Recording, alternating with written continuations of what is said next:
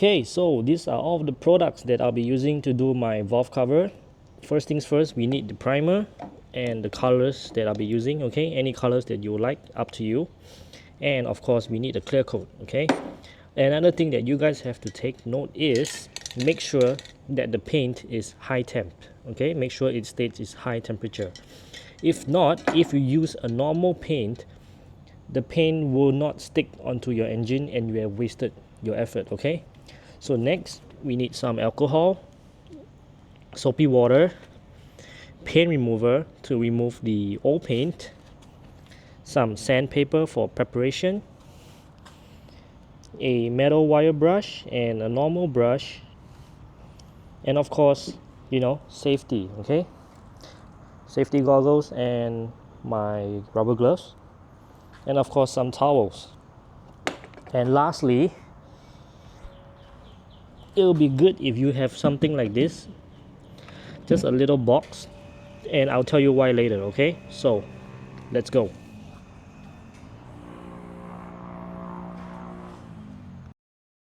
With the engine valve cover now out of the engine, the first step that we have to do now is we have to pour the paint remover onto the engine, and basically it's just gonna do all the work for us. Alright, and then take the paintbrush and apply it evenly so that you make sure the paint remover gets every part of the engine, so we will have a clean surface to work on later.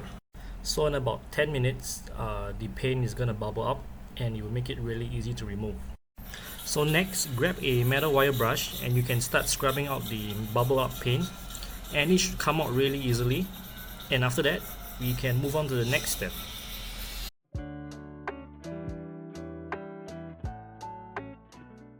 So as you guys can see, the paint stripper is actually doing all of the work. Just letting it rest for a few more minutes before we do the next step, which is to wash it off with some soapy water. And I don't have it right now. I'm using a glass cleaner. It's good enough, it does the job.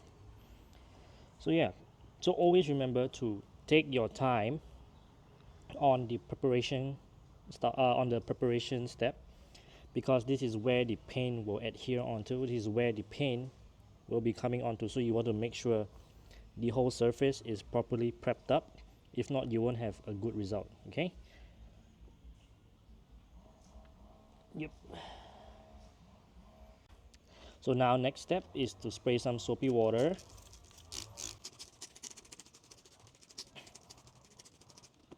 Okay, so after spraying, I'm gonna get my cloth here and just gonna wipe it down.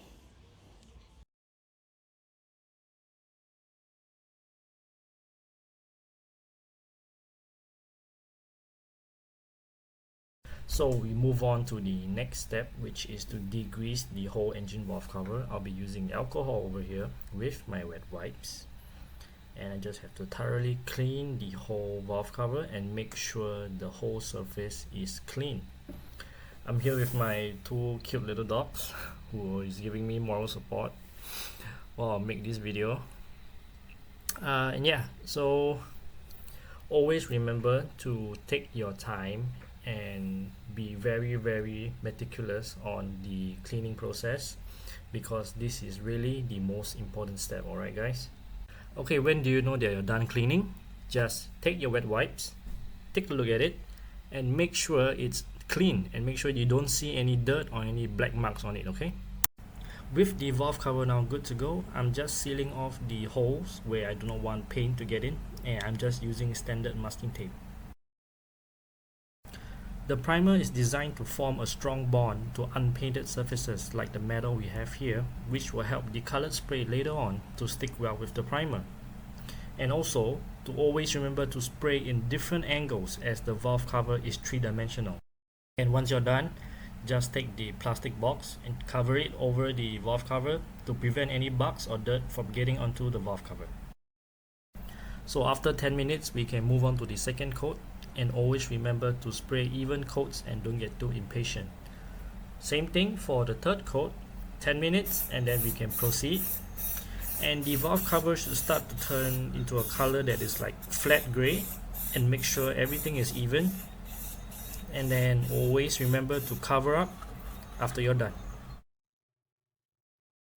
So after 10 minutes, when the primer is still soft, we can proceed with our first color coat. Same process as the primer, 10 minutes apart per coat, and always spray light and even coats. And by the end of the third coat, the paint should be fully covered. So the next step is to mark out where the first stripe will be. Then same process, 3 simple coats, 10 minutes in between, and then we will proceed on with the next stripe. So I actually did not like the front part of my engine to be red, as I preferred it to be white to stay close to the TRD livery. So I actually did an additional layer of white in front. So I will have it will start off white, and then it will have a red stripe, as you can see on the yellow tape over there. That will be the red stripe, and at the back it will be the black stripe, and then followed by the silver at the back.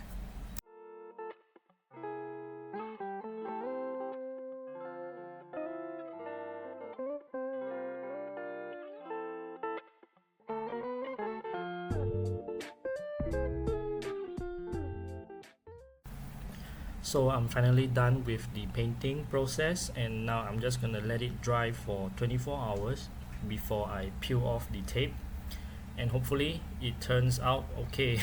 I pray it will be okay, because all this took a lot of time.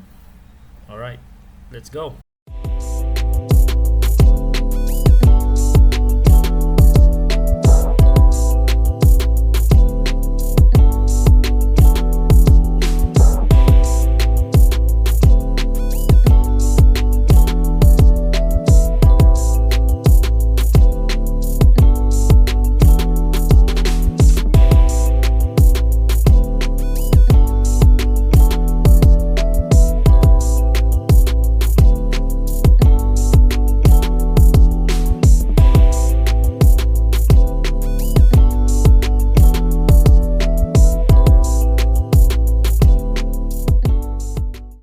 So the colors came out perfect as what I've hoped, and the last thing that we have to do is to spray your clear coat. Okay, so you don't want to waste all of your hard-earned effort, your hard work. So having a clear coat helps to protect the paint from dirt, debris, and of course give it another extra layer of protection. So same thing, 3 coats, 10 minutes apart.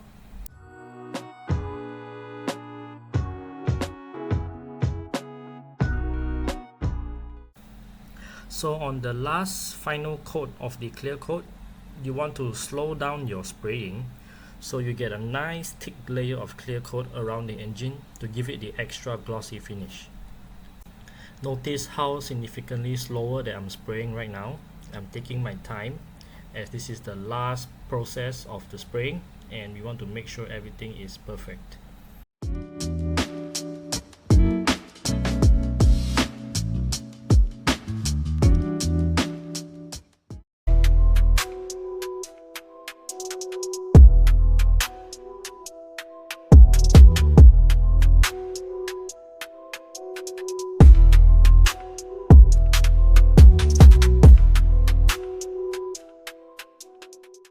So overall, I'm pretty happy with the result that I got from my valve cover, and if there's anything that I could have done better, or if you have any questions, please drop a comment below, and thank you for watching.